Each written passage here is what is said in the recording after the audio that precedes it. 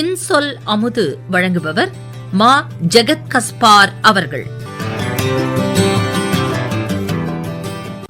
அன்பு இனிய நண்பர்களே, நான் கேட்டு பெற்றவைகள் சிலவற்றை உங்களோடு பகிர்ந்து கொள்ள விரும்புகிறேன். இன்று நான் பகிர்ந்து கொள்ள விரும்புவது, கடந்த ஆண்டு நடத்தப்பட்ட ஒரு இலக்கிய நிகழ்வில் கோவையை சார்ந்த இயற்கை ஆர்வலர் காளிதாஸ் அவர்கள் ஒரு உரையில் பகிர்ந்து கொள்ள நான் கேட்டு எனக்கு பிடித்த ஒன்று என்று நீங்கள் வைத்துக் கொள்ளுங்கள். திருக்குறளில் ஒரு அழகான ஒரு குறள் வரும். மணிநீரும் மண்ணும் மலையும் அணிநிழற்காடும் உடையது அரண். ஒரு நாட்டிற்கு உண்மையான அரண் எதுவென்றால் மணிநீரும் மண்ணும் மலையும் அணிநிழற்காடும். இதை அவர் ரொம்ப அழகா இந்த குறளுக்கு ஒரு விளக்கமா சொன்னாருங்க. மேற்கு தொடர்ச்சி மலையை பற்றி அவர் சொன்னார்.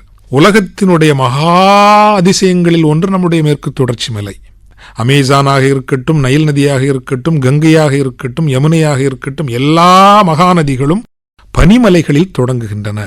ஆனால் பனிமலைகள் எதுவுமே இல்லாமல் வற்றாத ஜீவநதிகளான மகாநதி, கோதாவரி, காவிரி என்று பலவேறு நதிகளை தந்து தென்னகத்து மக்களை எல்லாம் வாழ வைத்துக் கொண்டிருக்கின்ற ஒரு தாய்மடிதான் மேற்கு தொடர்ச்சி மலை. இந்த மேற்கு தொடர்ச்சி மலை எப்படி இதை தருகிறது? பனிமலைகள் இல்லாத ஒரு மலை. இந்த மலை முகட்டில் கிலோமீட்டர் நீளத்தில் புல்தரைகள் இருக்கின்றனவாம். உலகத்திலேயே ஒரு நினைத்து பார்க்க முடியாத அற்புதமான ஒரு ஈகோசிஸ்டம் என்று சொல்லுகிறார்கள் அந்த புல்தரைகள். அந்த புல்தரைகள் மேகம் கருத்து மழை பெய்கிற போது மழையை உள்வாங்கிக் கொண்டு ஒரு ஸ்பாஞ்சில இருந்து கீழே வர மாதிரி சொட்டு சொட்டா கீழே விட்டு பனிமலைகள் செய்கிற வேலையை இந்த புல்தரைகள் செய்கின்றனவாம். இந்த தண்ணி தான் சிற்றோடைகளாக வருகிற போது கிறிஸ்டல் கிளியர் வாட்டர்னு சொல்றோம், மணி நீர்.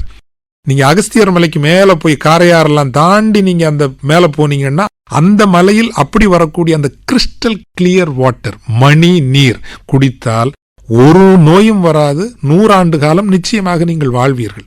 அது நாட்டுக்கு முதல் சொத்து, மணி நீர். இப்ப மண்ணும் மலையும் அணிநிழற்காடும்.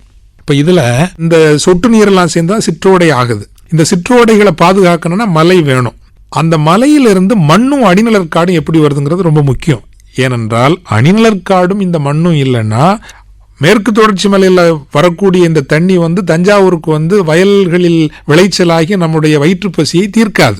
அது வரைக்கும் வந்து சேர வேண்டும் என்றால் அணிநிழற்காடு வேண்டும். அணிநிழற்காடு என்றால் டென்ஸ் ஃபாரஸ்ட் நீங்க பார்த்திருக்க மாட்டீங்க. உள்ள போனீங்கன்னா அது பகலா இரவான்னு தெரியாத அளவுக்கு அடர்த்தியான காடு. அதுதான் அணிநிழற்காடு. அப்படிப்பட்ட காடுகள் இல்லாமல் நம்முடைய ஈகோசிஸ்டம் பேலன்ஸ் ஆகாது. இருக்குது, கேரளாவில் இருக்குது, நம்ம தமிழ்நாட்டிலே சில பகுதி அணிநிழற்காடுகளாக இருக்குது. இந்த காட்டுக்குள்ள இலைகள் விழுந்து விழுந்து விழுந்து மட்கி மட்கி மட்கி ஒரு மண் உருவாகும். அந்த மண் தான் மலையிலிருந்து வரக்கூடிய அந்த தண்ணியை பூமிக்குள்ள விடாம நம்முடைய தஞ்சாவூர் வரைக்கும் அல்லது ஏனைய பகுதிகளுக்கும் கொண்டு சேர்க்கக்கூடியது இந்த அணிநிழற்காடும். அந்த அணிநிழற்காட்டினுடைய இலைத்தழைகளிலிருந்து நூற்றுக்கணக்கான ஆண்டுகளில் உருவாகக்கூடிய மண்ணும் மணிநீரும் மண்ணும் மலையும் அணிநிழற்காடும் உடையது அரண். இந்த அவர் உரையை காளிதாசையா முடிச்ச பிறகு ஒரு உரையாடல் இருந்தது. அப்ப கேட்டாங்க எல்லாரும் உணர்ச்சி வசப்பட்டு, ஐயா இந்த காடுகள் அழிஞ்சு வருது அப்படின்னு சொன்னாங்க. அழிஞ்சு வர்றதுக்கு காரணம் சுற்றுலா விடுதிகள் வருகின்றன, கல்லூரிகள் வருகின்றன, இப்படி பல விஷயங்களை சொன்னாரு. ஐயா இந்த காடுகளை காப்பாற்றுறதுக்கு நாங்க என்ன செய்யலாம் ஐயான்னு உணர்ச்சி வசப்பட்டு கேட்டார். அவர் சொன்னாரு, ஒன்னும் செய்யாதீங்க, தயவு செய்து உங்க வேலையை உங்க ஊர்ல பாத்துட்டு இருங்க. இந்த மலைகளை தொந்தரவு பண்ண போகாதீங்க, இந்த காடுகளை தொந்தரவு பண்ண போகாதீங்க. நீங்க பாட்டுக்கு சுற்றுலான்னு போய் அப்படி லவுடா மியூசிக்கை போட்டுட்டு, ஒரு மியூசிக்கை லவுடா போடுறதுனால ஒரு பறவை பறந்து போச்சுன்னா ஒருவேளை ஒரு பரிணாம வளர்ச்சியினுடைய கண்ணி தடைபட்டு போகலான்னு ரொம்ப அற்புதமா சொன்னாரு. நண்பர்களே, மணிநீரும் மண்ணும் மலையும் அணிநிழற்காடும் உடையது அரண். நன்றி. இன்சொல் அமுது வழங்கியவர் மா ஜெகத் கஸ்பார் அவர்கள்.